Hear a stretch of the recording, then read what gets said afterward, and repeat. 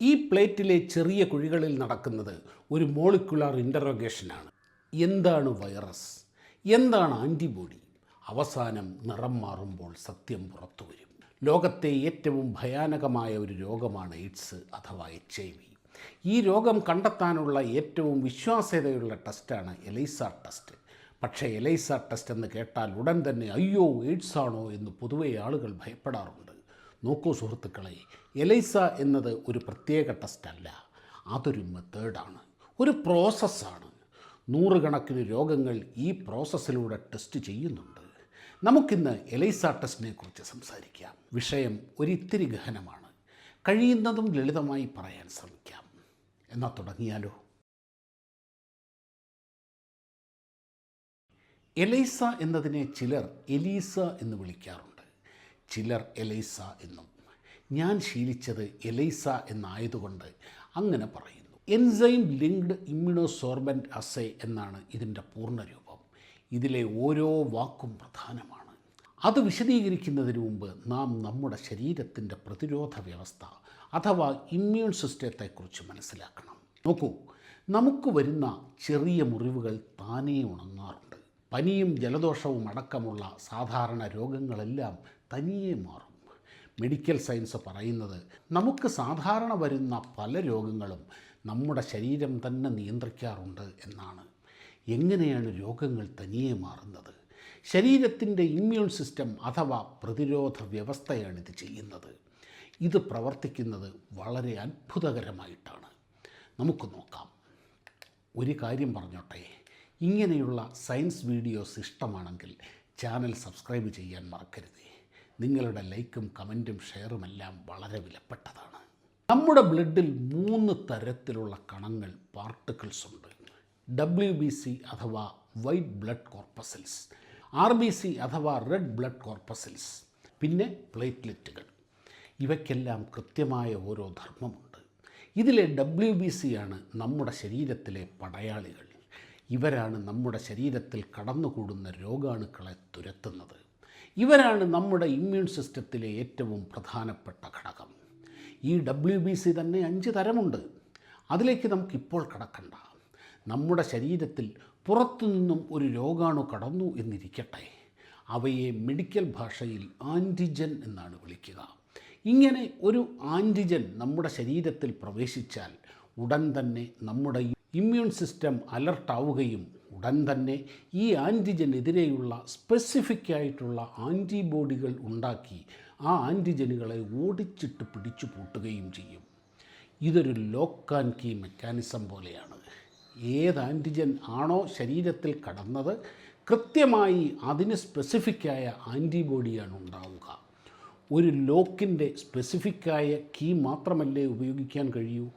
അതുപോലെ ഒരു പ്രത്യേക രോഗാണുവിനെ പ്രതിരോധിക്കാൻ ഉണ്ടാകുന്ന ആൻറ്റിബോഡി അവയോട് മാത്രമേ പ്രതികരിക്കുകയുള്ളൂ. ഇനി യഥാർത്ഥ മാജിക്ക് എവിടെയാണ് നടക്കുന്നത് എന്ന് നോക്കാം. നമ്മുടെ ശരീരത്തിനുള്ളിലേക്ക് ഒരു ആൻറ്റിജൻ പ്രവേശിച്ചു, ഒരു വൈറസ് പ്രവേശിച്ചു. അതെങ്ങനെയായിരിക്കുക? നമ്മൾ അതിനെ റെപ്രസെൻ്റ് ചെയ്യുന്നത് ഇങ്ങനെയാണ്.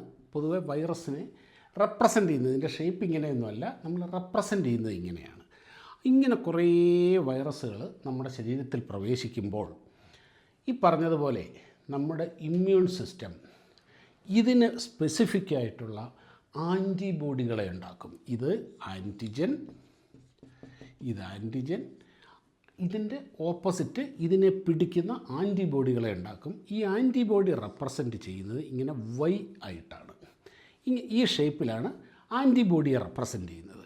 അങ്ങനെ ഈ ആൻറ്റിജൻ ഇതിൻ്റെ ഉള്ളിലേക്ക് കയറി കഴിഞ്ഞാൽ അപ്പോഴുണ്ടാകുന്ന ഇമ്മ്യൂൺ സിസ്റ്റം പ്രൊഡ്യൂസ് ചെയ്യുന്ന ഈ ആൻറ്റിബോഡി നേരെ ചെന്ന് ഇവനെ ലോക്ക് ചെയ്യും. ഇവിടെ ഒരു വൈറസ് വന്നു, ഈ ആൻറ്റിബോഡി നേരെ നിന്ന് അവനെ അങ്ങ് പിടിക്കും. ഇങ്ങനെ ശരീരത്തിലുണ്ടാകുന്ന, ശരീരത്തിൽ കയറിയിട്ടുള്ള ആ വൈറസുകളെ, ആൻറ്റിജനുകളെ ഇങ്ങനെയുള്ള ഈ ആൻറ്റിബോഡികൾ പ്രൊഡ്യൂസ് ചെയ്യുമ്പോൾ ആ ആൻറ്റിബോഡികൾ ചെന്ന് പിടികൂടി അതിനെ അങ്ങ് ന്യൂട്രലൈസ് ചെയ്യും. ഇങ്ങനെയാണ് നമ്മുടെ ശരീരം നമ്മുടെ പനി, ജലദോഷം അങ്ങനെയുള്ള ഒട്ടുമിക്ക രോഗങ്ങളെയും തനിയെ ചികിത്സിക്കുന്നത്. ഇപ്പം ചികിത്സ ആവശ്യമുണ്ടെങ്കിലും ഇപ്പം മരുന്ന് കൊടുക്കുന്നു, ചികിത്സ ആവശ്യമുണ്ട്. അപ്പോഴും സംഭവിക്കുന്നത് ഇത് തന്നെയാണ്. ആ മരുന്നുകൾ, ആ ചികിത്സ കൊണ്ട് നമ്മുടെ ഇമ്മ്യൂൺ സിസ്റ്റത്തിനെ കൂടുതൽ സ്ട്രോങ്ങായി ആൻറ്റിബോഡികൾ ഉണ്ടാക്കാൻ പ്രേരിപ്പിച്ച് ആ ആൻറ്റിബോഡികൾ നേരിട്ട് ചെന്നാണ് ഇതിനെ പിടിക്കുന്നത്. എന്നാൽ വേറെ ചില കേസുകളുണ്ട്. ഇപ്പോൾ പാമ്പിൻ വിഷം, പാമ്പ് കടിച്ചു, നായ കടിച്ചു, അവിടെയും ശരീരത്തേക്ക് ഇഞ്ചക്റ്റ് ചെയ്യുന്നത് ആൻറ്റിബോഡികളെ തന്നെയാണ്. പ്രത്യേകം പ്രൊഡ്യൂസ് ചെയ്യുന്ന ആൻറ്റിബോഡികളെ ഇഞ്ചക്റ്റ് ചെയ്തിട്ടാണ് ആ ആൻറ്റിബോഡികൾ ചെന്നാണ് നിർവീര്യമാക്കുന്നത്. കാരണം ഈ പാമ്പിൻ വിഷവും ഇങ്ങനെയുള്ള സാധനങ്ങളൊക്കെ വളരെ പെട്ടെന്ന് വ്യാപിക്കും. നമ്മുടെ ഇമ്മ്യൂൺ സിസ്റ്റത്തിന് ആൻറ്റിബോഡികളെ ഉണ്ടാക്കാനുള്ള സമയം കിട്ടില്ല. അതുകൊണ്ടാണ് ആൻറ്റിബോഡികളെ നേരത്തെ തന്നെ തയ്യാറാക്കി വെച്ച് ആവശ്യം വരുമ്പോൾ ഇഞ്ചക്റ്റ് ചെയ്ത് ആവശ്യത്തിന് അതിന് ഈ വൈറസുകളെ ന്യൂട്രലൈസ് ചെയ്യുന്നത്. ഇങ്ങനെയാണ് നമ്മുടെ പ്രതിരോധ വ്യവസ്ഥ വർക്ക് ചെയ്യുന്നത്. ഇത് ആൻറ്റിജനാണ്, ഇത് ആൻറ്റിബോഡിയാണ്. ക്ലിയർ അല്ലേ? അപ്പോൾ എങ്ങനെയാണ് നമ്മുടെ ശരീരത്തിൽ ആൻറ്റിബോഡി റിയാക്ഷൻ നടക്കുന്നത് എന്നും എങ്ങനെയാണ് രോഗങ്ങൾ തനിയെ മാറുന്നതെന്നും മനസ്സിലായില്ലേ? നമ്മുടെ ഇമ്മ്യൂൺ സിസ്റ്റം എത്രത്തോളം ശക്തമാണോ അത്രത്തോളം രോഗം വരാതിരിക്കാനുള്ള സാധ്യത കൂടുതലാണ്. കോവിഡ് വന്നപ്പോൾ ശ്രദ്ധിച്ചില്ലേ? ചിലർക്ക് അത് വെറുതെ അങ്ങ് വന്നുപോയി. ചിലർക്ക് വലിയ പനി വന്നു, ചിലർക്ക് ഗുരുതരമായി വെന്റിലേറ്ററിലൊക്കെ കിടക്കേണ്ടി വന്നു, ചിലർ മരണപ്പെട്ടു. ഒരേ രോഗാണു എങ്ങനെയാണ് പലരിൽ പല രീതിയിൽ പ്രശ്നമുണ്ടാക്കിയത്?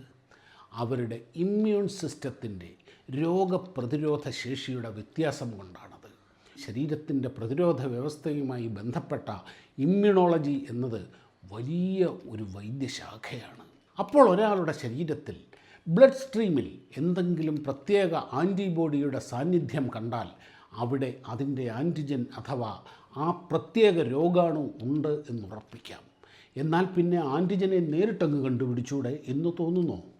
നോക്കൂ കൂട്ടുകാരെ, നാം യാത്ര ചെയ്യുമ്പോൾ ഒരിടത്ത് കുറേ പോലീസുകാരെയും പോലീസ് സന്നാഹങ്ങളും കണ്ടാൽ ഉടൻ മനസ്സിലാകില്ലേ അവിടെ എന്തോ ഒരു പ്രശ്നമുണ്ട് എന്ന്? എന്താണ് പ്രശ്നം എന്നറിയുന്നതിനേക്കാൾ എളുപ്പമല്ലേ ഈ പ്രതിരോധ സന്നാഹങ്ങൾ കാണുമ്പോൾ മനസ്സിലാകുന്നത്? അതുകൊണ്ട് തന്നെ രോഗാണുവിനേക്കാൾ എളുപ്പം അതിനെ ഡിഫെൻഡ് ചെയ്യാനുള്ള ആൻറ്റിബോഡികൾ കണ്ടെത്താനാണ് എളുപ്പം. എലീസ ടെസ്റ്റിൽ ചെയ്യുന്നതും ഇത് തന്നെയാണ്.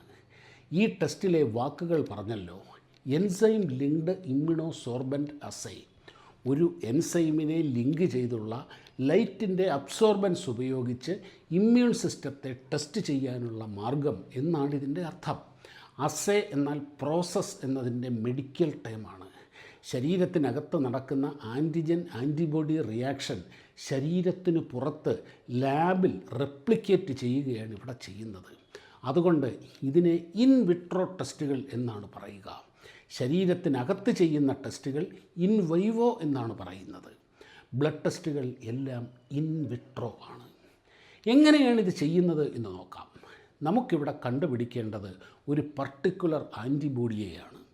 ആ ആൻറ്റിബോഡി ഉണ്ടെങ്കിൽ അവിടെ അതിന് കാരണമായ ആൻറ്റിജൻ അഥവാ ആ രോഗാണു ഉണ്ടെന്നുറപ്പല്ലേ.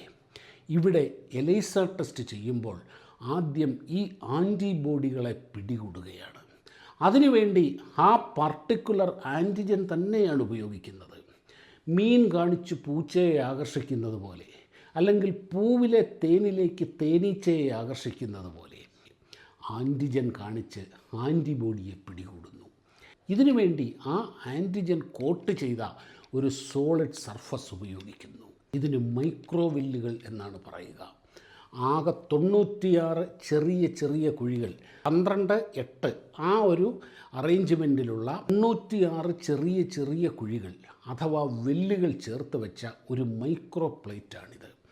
നല്ല ട്രാൻസ്പെറൻ്റായ പോളിപ്രൊപ്പലിൻ കൊണ്ട് നിർമ്മിച്ച ഇതിൻ്റെ ഭിത്തികളിൽ സൂക്ഷ്മമായി ആൻറ്റിജൻ കോട്ട് ചെയ്തിട്ടുണ്ട്.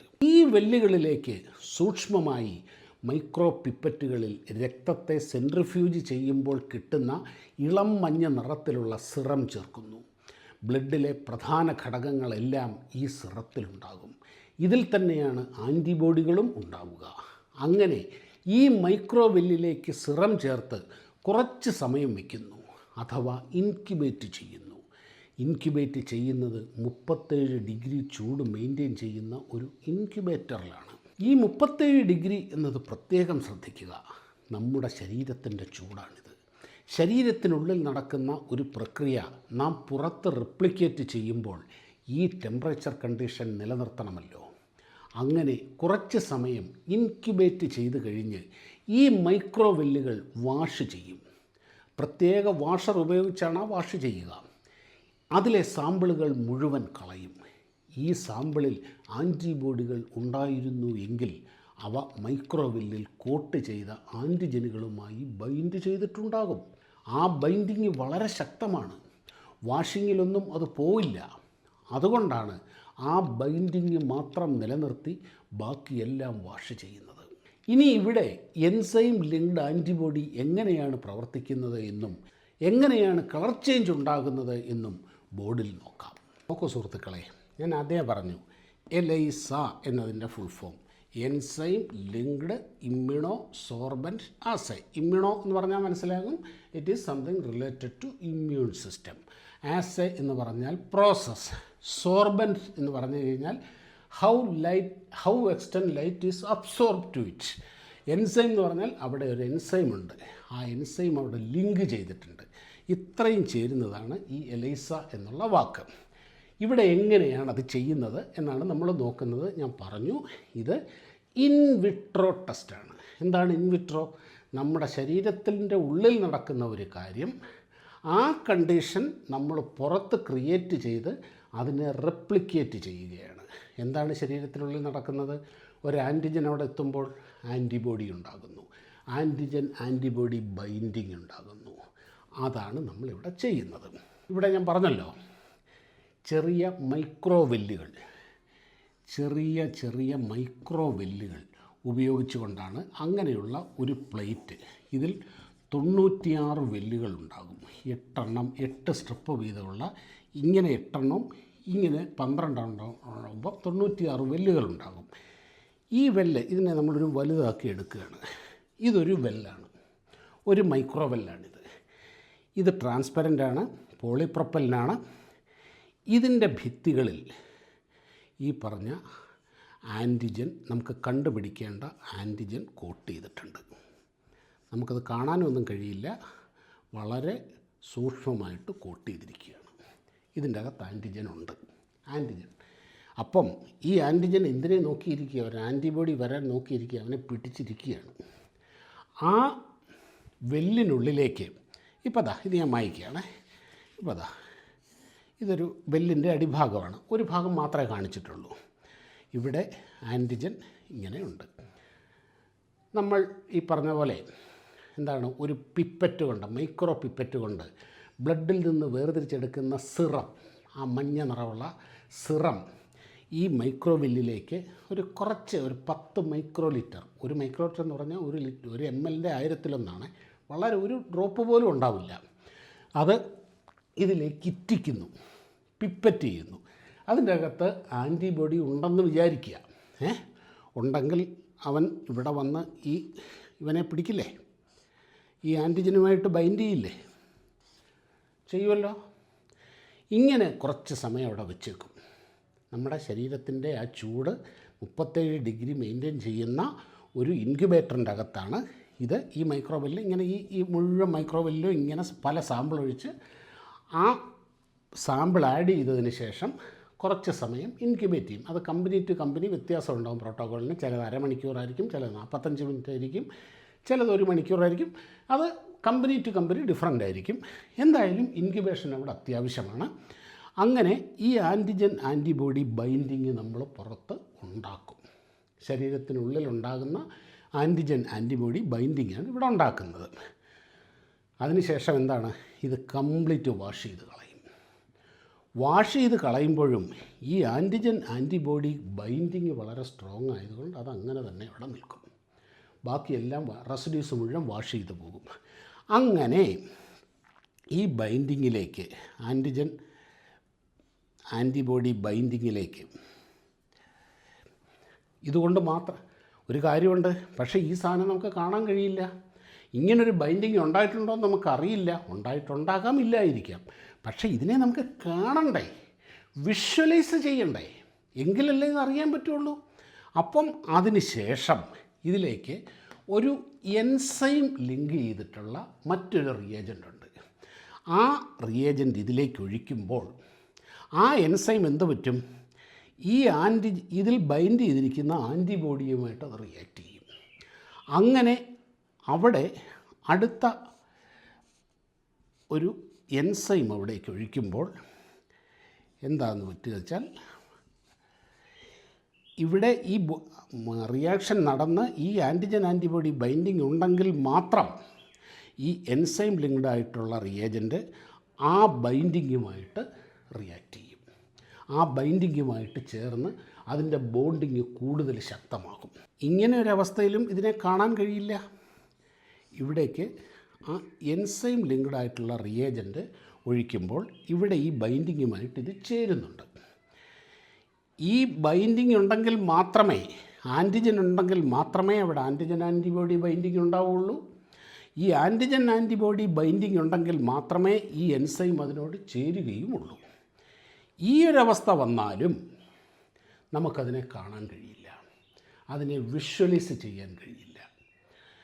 അതിനുവേണ്ടി ഒരു കളറിങ് റിയേജൻ്റ്, അതിന് പറയുന്നത് സബ്സ്ട്രേറ്റ് എന്നാണ്. സബ്സ്ട്രേറ്റ്, ഈ സബ്സ്ട്രേറ്റ് ഇതിലേക്ക് ആഡ് ചെയ്യും. ഈ സബ്സ്ട്രേറ്റാണ് ഒരു കളർ ഉണ്ടാക്കുന്നത്. ഈ കളർ നമുക്ക് കാണാൻ കഴിയും. ഈ റിയാക്ഷൻ ഇങ്ങനെ കണ്ടിന്യൂസ് ആയിട്ട് നടക്കും. പക്ഷേ ഒരു സമയത്തെത്തുമ്പോൾ ആ റിയാക്ഷൻ അവിടെ അവസാനിപ്പിക്കണം. അതിനുവേണ്ടി അവസാനം ഒരു സ്റ്റോപ്പിംഗ് സൊല്യൂഷനുണ്ട്. അത് വേറൊന്നുമല്ല, സൾഫ്യൂരിക് ആസിഡാണത്. ആ സ്റ്റോപ്പിംഗ് സൊല്യൂഷനും കൂടെ ഒഴിച്ച് വയ്ക്കുമ്പോൾ ഈ കളറ് സ്റ്റേബിളാകും. ഇതിവിടെ നിൽക്കും. ഫൈനലി ഒരു യെല്ലോ കളർ അവിടെ വരും. ഒരു യെല്ലോ കളർ അവിടെ ഫോം ചെയ്യും. ഈ യെല്ലോ കളറെ ഹൗ ഇൻറ്റൻസിറ്റീസ് എന്നുള്ളത് അറിയണമെന്നുണ്ടെങ്കിൽ ഇതിനുള്ളിലൂടെ ഒരു ലൈറ്റ് കടത്തിവിടണം. അതെങ്ങനെയാണെന്ന് പറയാം. ഇത് ആ ഒരു മൈക്രോവെല്ല ചീര കുഞ്ഞാണ് കേട്ടോ, അതിങ്ങനെ വലുതാക്കിയതാണ്. ഇതിൻ്റെ അകത്ത് ഈ റിയാക്ഷൻ എല്ലാം കഴിഞ്ഞ ആ സൊല്യൂഷൻ ഇതിൻ്റെ അകത്തുണ്ടാകും.